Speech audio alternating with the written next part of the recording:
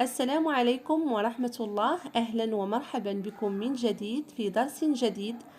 درس اليوم يتضمن مجموعة من الجمل باللغة الفرنسية، ونبدأ بأول جملة: أحضر نفسي. يعني كنوجد راسي. بالفرنسية نقول Je me prépare. Je me prépare. Je me prépare. وإذا أردنا أن نقول مثلا أحضر نفسي للخروج أو أستعد للخروج، بالفرنسية نقول Je me prépare à sortir. Je me prépare à sortir. أما إذا أردنا أن نقول نحن نستعد للخروج، بالفرنسية نقول On se prépare à sortir. On se prépare à sortir. عبارة أخرى: أنا في المنزل. بالفرنسية Je suis à la maison. Je suis أنا à la maison في المنزل. جميع هذه العبارات التي ذكرتها الآن يمكن أن نستعملها مع المؤنث وأيضا مع المذكر. عبارة أخرى: أنت لا تعرف أي شيء عني، أو أنت لا تعرفين أي شيء عني. يعني هذه الجملة يمكن أن نوجهها للمذكر وأيضا للمؤنث. بالفرنسية نقول Tu ne sais rien de moi. Tu ne sais أنت لا تعرف أو أنت لا تعرفين rien أي شيء de moi عني. Tu ne sais rien de moi. عبارة أخرى: هذا يناسبك للغاية. بالفرنسية نقول Ça te va très bien. Ça te va très bien. Ça te va très bien. هذه الجملة أيضا نستعملها للمذكر وأيضا للمؤنث، يعني هذا يناسبك أو هذا يناسبك. هذه هي شروطي أو هذه هي مطالبي. بالفرنسية Voici mes conditions. Voici هذه هي mes conditions شروطي أو مطالبي. Voici mes conditions. عبارة أخرى: أنا مقتنع باختياراتي. بالفرنسية Je suis convaincu de mes choix. Je suis convaincu أنا مقتنع de mes choix باختياراتي. Je suis convaincu de mes choix. سيكون الأمر صعبا. بالفرنسية Ça va être dur. Ça va être dur. وإذا أردنا أن نقول مثلا سيكون من الصعب علي أو سيكون صعبا بالنسبة لي، بالفرنسية Ça va être dur pour moi. Ça va être dur pour moi. عبارة أخرى: أنا شبعان. بالفرنسية نقول Je suis repu.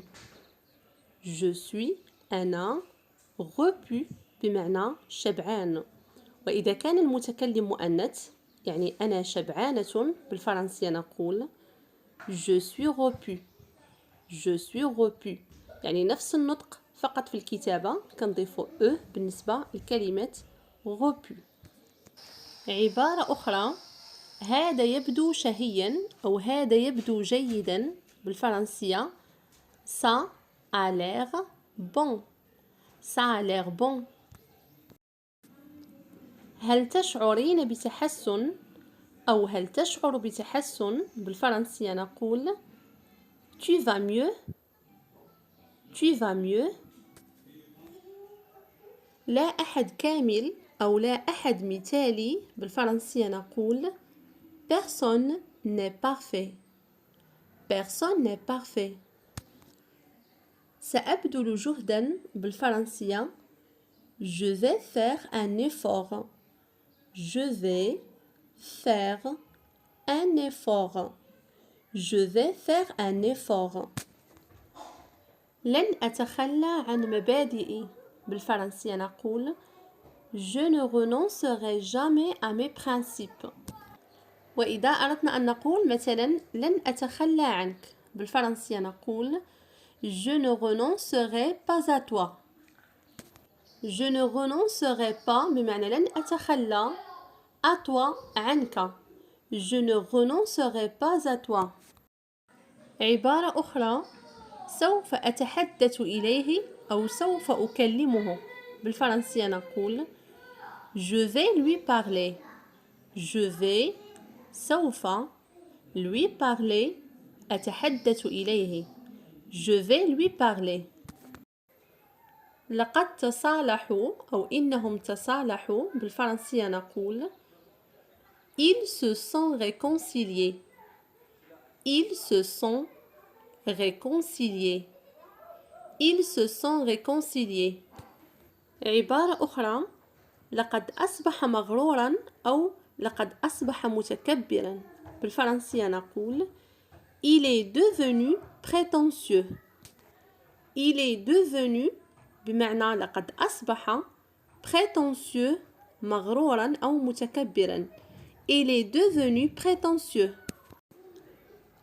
لا تترك النافذة مفتوحة بالفرنسية ne laissez pas la fenêtre ouverte.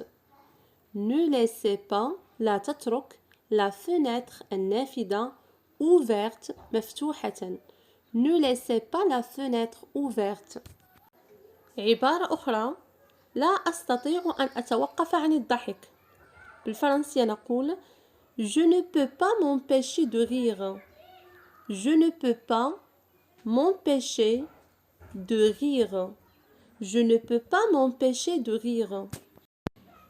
وإذا أردنا أن نقول مثلا لا أستطيع أن أتوقف عن التفكير بالفرنسية نقول je ne peux pas m'empêcher de penser.